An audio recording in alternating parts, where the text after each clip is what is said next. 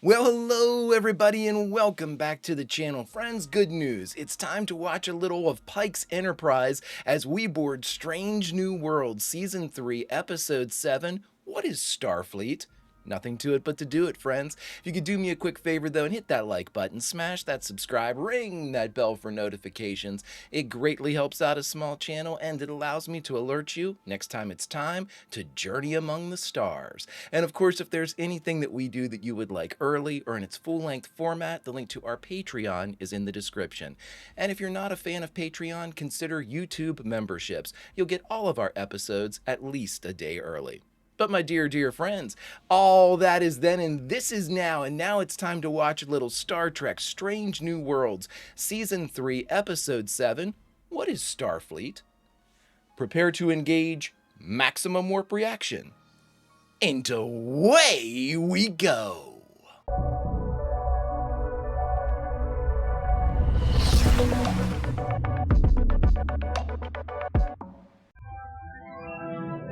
Feelings on Season 3, everybody. I'm going to talk about it in the thoughts section. I'm actually contemplating making an entirely separate video, which is something I haven't done in a while, based on my perceptions of Star Trek Strange New Worlds through 3 seasons, once I complete this one, In of accordance course. with the United Federation of Planets Freedom of Information Act, this documentary includes security footage that has been declassified by Starfleet Command in the spirit of transparency. Is this Beto's documentary, maybe? Starfleet presents themselves as our quadrant's shining example of duty, honor, peacekeeping. But what separates a federation from an empire? Red alert! All hands to battle stations. Arm photon torpedoes. I like that because it looks like it's, oh my god. Torpedoes armed and locked on target, ready to fire on your command. You threaten one of us, you threaten all of us. Trust me when I say you do not want the Federation as an enemy. They call their vessels starships. What distinguishes them from warships? All right, we getting a hack job here. What is Starfleet? What does Starfleet mean to me? No comment. Full stop. Whenever you're ready. Violence is an acceptable level of risk. Vulcans have many more ways to handle this than humans. Aren't you half Vulcan, half human? Love that look. As a child, I had a friend, Sabrek. He was told by his parents to no longer associate with me because I was half human. 2 days later, my father found me in a cave cutting into my skin with a Vantu blade.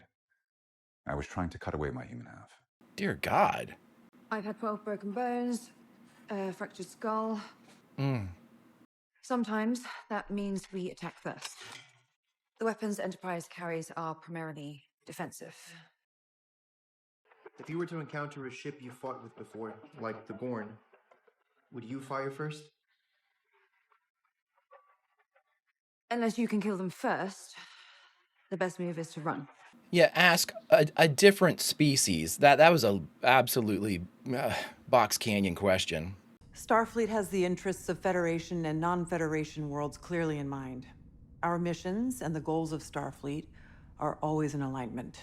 I don't know who's doing the makeup, but it's awful. I mean, full stop. 9 million? Okay, so technically superior. Are we helping the Lutani now? Yes, But the Y is classified. that is correct. You will find out what you need to know on a need-to-know basis. Are we expecting anything to happen? Things do happen, whether or not we expect it. That's why when we enter Lutani space... They gave him security cam access too? What's a Jakaru? Technically, it is livestock. The Lutani intend to use it in their rebuilding efforts. We shall pick it up, and we shall drop it off. We won't be able to run with that on the ship? It will not be on the ship. It will be outside of the ship. What else do we know about it? That's classified. We received orders to transfer cargo to Lutani 7, a non-Federation world in need of aid and supplies, and that's what we're doing. Okay. One of the Jakaru has shown signs of a transformation. Soon, it will be able to move through space. And Starfleet is helping move the creature to a war zone. Why? That's outside of my orders. That's awesome. I like the camera shots. Oh wow. I like the camera shots from the different consoles and stations. Oh wow. I'm getting strange readings from the Jakaru. Tractor beams cannot lock on. Captain, the scout ship is in range. It's opening fire. Shields up. No, they're shooting at the creature. Definitely not a fighter pilot. Unit prepare phasers to fire on that ship. I don't like this. We're being set up.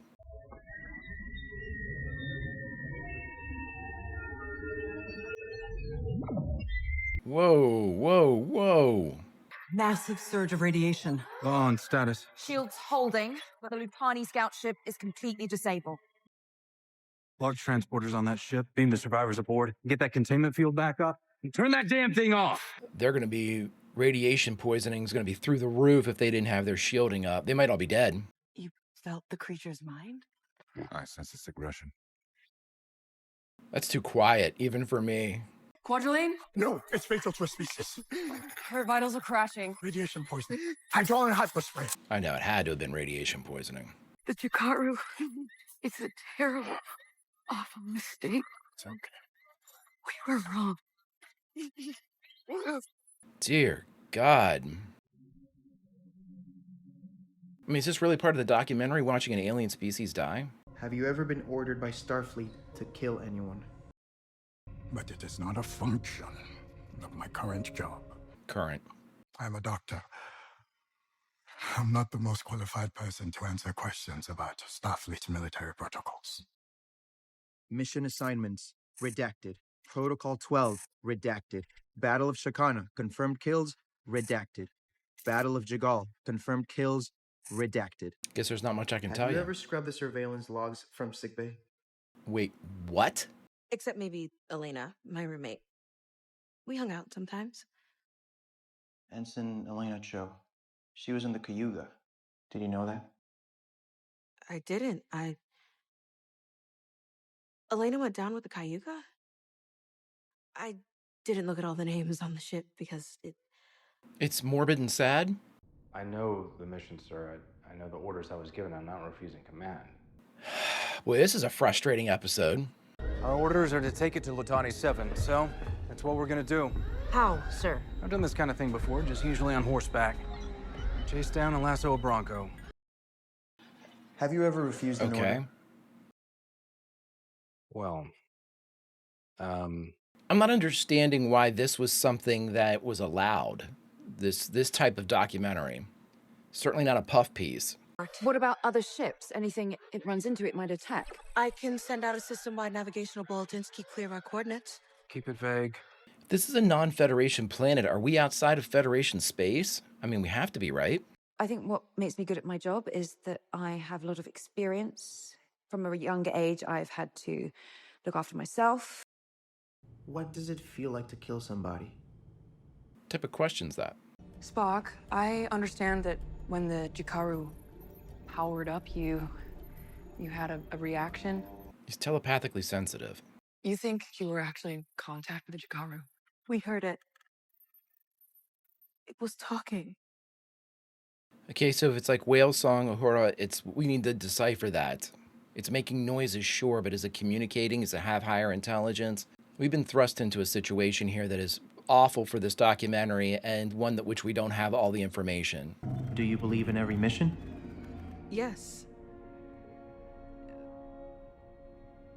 I mean, of course I do. Is there a reason why nobody's questioning these, his questions? You know how I feel? It's irrelevant. We have our orders, whether we like it or not. Same goes for the crew as well. The creature's trajectory will take it near a planet with ships in orbit. Captain, the neural dampener will put the Jakaru in a catatonic state. We won't be able to communicate with it in that condition. We have our orders, Ensign. We don't have to like them, but we do have to obey them. Fire. Torpedo wasn't able to penetrate its skin. How many torpedoes do we have? 3 more. Fire again. This is not, yeah, it's defending itself. ratios are down to 40%. Wow. Captain, the Jakaro is in pursuit and energizing for another attack. Ortega's getting off our tail. You don't have to tell me twice, but home controls are sluggish. Well, I mean, we shot at it. I suggest we hit it with a full spread of photon torpedoes. I advise against that. We're going to kill it. What I don't get is how Starfleet can agree to bring a weapon of war to a distant planet. I understand what they're doing here, but this is it's not feasible for a lot of the audience. Are you recording this? Are you recording this? I am, yes, that's my job, just like your job. You're delivering a weapon or taking it, or maybe both.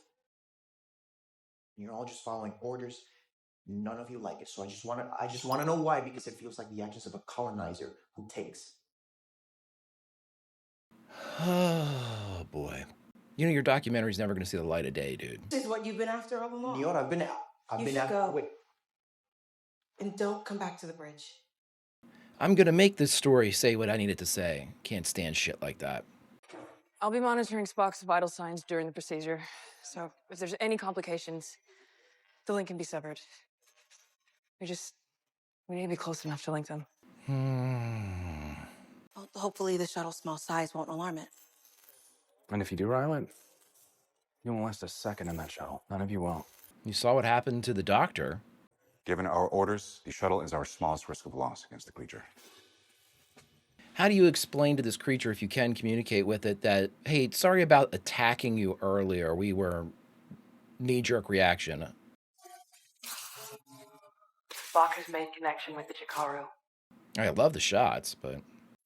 Ship quartering in at high impulse. It's a Lutani warship. Oh, great. Captain, the Lutani warship is powering up weapons. Red alert. I think they pissed off the big guy. The Galileo right in their line of fire. All right, so what did we even... Spock's vitals are spiking.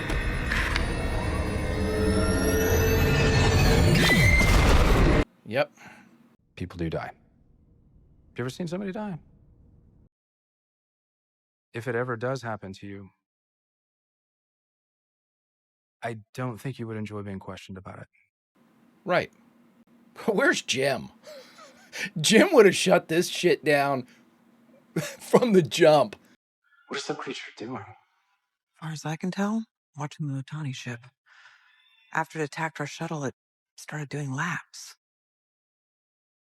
Before the Lutani got there, Spock was able to connect his mind with hers. He said he saw her, yeah. Did we learn anything more about the Jakaru?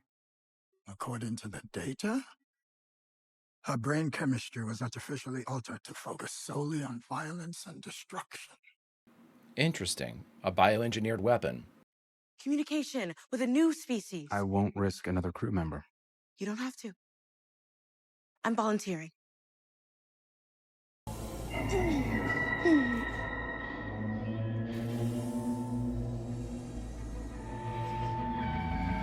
I haven't checked his lanyard. Does he have an all-access pass to the ship? Like, anywhere? Aura, you're risking permanent brain damage. Destroy. Attack. Destroy me. Kill me. The sun. If we attack her, she'll follow us there. Son. The radiation. Okay. Disconnector. Yeah, when I was 14, I had a Bronco that fought so hard, she fell. Broke a rib. Straight into her lung, and she couldn't breathe. I didn't like what I had to do, but... That's the job sometimes.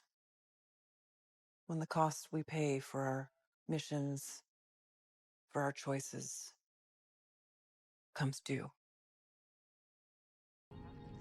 I just spoke with command. They weren't thrilled with me, but given the circumstances, we're in agreement now. The Jakaru's children. On her homeworld. They haven't been altered. She's worried for them. Understood. Tell her, Tell her what? Tell her we'll make sure that they stay that way. We can't make that promise. That's a promise. We can't make that promise, Chris. We 1,000% cannot make that promise. Ensign Elena Cho, my friend,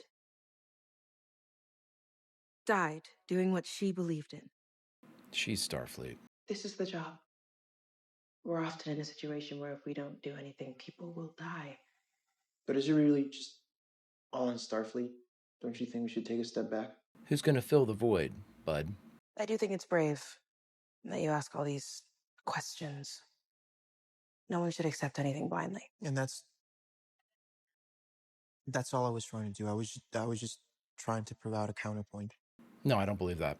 That's what you were trying to do, but right. You came here angry. You had a point to prove. It was pre-planned. And then when she got hurt, you needed someone to blame for almost losing her. You were the worst possible pick for this job, bud. Erica and I chose to be a part of Starfleet. And you can choose to shut us out for that, or you can accept it. Yeah, it's on you, bud. I liked your character too, dude. I'm gonna take it on down the road with that like. What are you doing with the Jakaru? Where are you leading it? Honoring her final wish. No. We spent years on this project. You can't just... Project. This is an intelligent, emotional creature. You can't do this. You mustn't. Countless Lutani will die without this weapon. The Federation will continue to provide help in other ways, just not like this. We have other warships in the area. You threaten one of us, you threaten all of us. Trust me when I say you do not want the Federation as an enemy.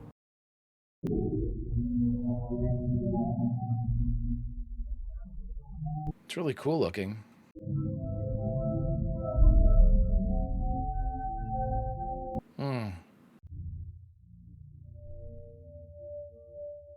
That's Starfleet, man. Someone once said space is dark and cold and full of death. Before Starfleet, I was adrift. I'd lost my family. Are we allowed to do this? Are you painting the floor? In a direction at just the right time. Okay, no. Had I attempted this exploration on Vulcan, I would have been shunned. I have now been invited to see a side of Starfleet I didn't expect. They're people. What is Starfleet? It's the people. All of us. We make Starfleet what it is, not the other way around. All right, everybody, we just finished watching Star Trek Strange New Worlds Season 3, Episode 7, What is Starfleet? And the only thing left to do is talk about it. Alrighty, everyone, we just finished watching the 7th episode of the 3rd season of Star Trek Strange New Worlds. This one is entitled, What is Starfleet? I just did I talked for 10 minutes, and I think that I was incredibly... I don't want to say I was negative, but I was just so down that I watched it back and I thought to myself, Greg, you're not saying anything in this that can't be summed up with this statement right now. I think I'm disappointed in season 3. Personal belief, maybe I was overhyping it in my mind, expecting too much, expecting a continuation of the excellence that was seasons 1 and 2. And I don't mean like seasonal storylines or anything like that. The individual episodes in seasons 1 and 2 were so fascinating and so good. We've had elements and scenes that kind of reach that height in season 3, but I have yet to see an entire episode put together that hits the same beats for me, that reaches the same heights for me as the majority of episodes in seasons 1 and 2. I mean, it's a terrible thing to say, and it's a problem that I have. You know, it's certainly, I am an audience member of Star Trek Strange New Worlds. I can obviously voice my opinion, which is that I'm not as big a fan of season 3 as seasons 1 and 2. And I can do so without being detrimental. My biggest problem with this episode was, and I made this point over a 10-minute conversation that I finally got around to, is that the very premise of this, of Beto's documentary exploration of Starfleet, what it basically says from the creative team to the audience is this: we're going to irritate you. There's no other way around it. You start off this episode with questions that are designed to put the interviewee on their heels, and it puts us, the audience, on our heels. The reason is we know all of these crew members. We know Pike and La'an and Spock and everyone that's being interviewed here, Uhura. We know the type of people they are. We have been on their adventures. We've seen the sacrifices they've made. It is only natural that whatever emotion gets evoked from a question like that, it's immediately going to be one of defense. You don't want to see these characters kind of called to the carpet for something and the past kind of subverted into a storyline. Beto, again, must have walked into this thing with a preconceived hit piece for Starfleet, making it look like the militarized arm of the Federation. I don't know how he expected to get any of that past Starfleet whenever he had to turn, because he mentioned he had to turn in all of his tapes and everything, and he had to, he couldn't, this wasn't basically free reign. He was going to be monitored by Starfleet because of, classified information and things like that. It never would have gotten past. I mean, when it was going through Mbenga's thing, redacted, redacted, redacted, if he got any of that back, it would all have been redacted, because there's no way they would make Starfleet look like that because of his perception being applied to the documentary. It's not truly a documentary at that point. It's an opinion piece, which is what he was going for. He had a preconceived notion on how he wanted to flavor whatever facts and information he would pigeonhole into whatever fit his framework. That in and of itself, that setup is designed to irritate the characters, and in turn that irritates the audience because we associate and sympathize with these characters. Even if there are characters that we don't like if you don't like La'an, but you see her being asked these questions, knowing her history with the Gorn, knowing that he flavored that one question, like, if the Gorn show up, would you shoot first? Well, of course she's going to say yes. But if anyone else hears that doesn't know about the Gorn, they're going to think, oh my gosh, how bloodthirsty. That's designed to irritate La'an, and unfortunately, it's also designed to irritate the audience. And that in and of itself, I'm not going to get into it. Like I told you, I talked for 10 minutes about how much it irritated me and how, I felt that it was a setup. So I'm going to leave that there. Now, for what was good about the episode, the visuals were fantastic. I love the uniqueness of the approach for this episode, with the drone footage and the console footage and each of the different kind of like station footages and the security cams. I loved the way the creature looked. It was, the Jakara was absolutely beautiful looking. In many ways, it was that wonder, awe-inspiring beauty that reminded me of seasons 1 and 2 when whether it be like just space phenomenon or those things that would take your breath away and you're like, oh my God, this is Star Trek. The exploration into these beautiful places, that are deadly too, but at the same time, those moments of beauty that are plucked from inside what is essentially a death-defying job. I love that. It's the reward. You know what I mean? It's the sunrise for the exploratory sailors. It's hitting, seeing the Southern Cross. You know what I mean? Being on an old clipper ship and she's nicely making waves. That type of stuff. I love it. That's Star Trek to me. I absolutely enjoy it. And we've had elements of that scattered throughout the series, season 3. And in this particular episode, I believe we would have had an incredibly strong episode without this. And I don't want to call it nonsense because I like what the approach, all the kind of the risks they took with the camera work. I'm good with all of that. I think without all of the documentary stuff, this might have been the best episode of the season. It might have been the most Star Trek episode of the season. But we were irritated, at least I was, in the first 3 minutes. As soon as we realized there was an attack going on inside the ship by someone we trust against characters that we know, that we have supported for 2.5 seasons.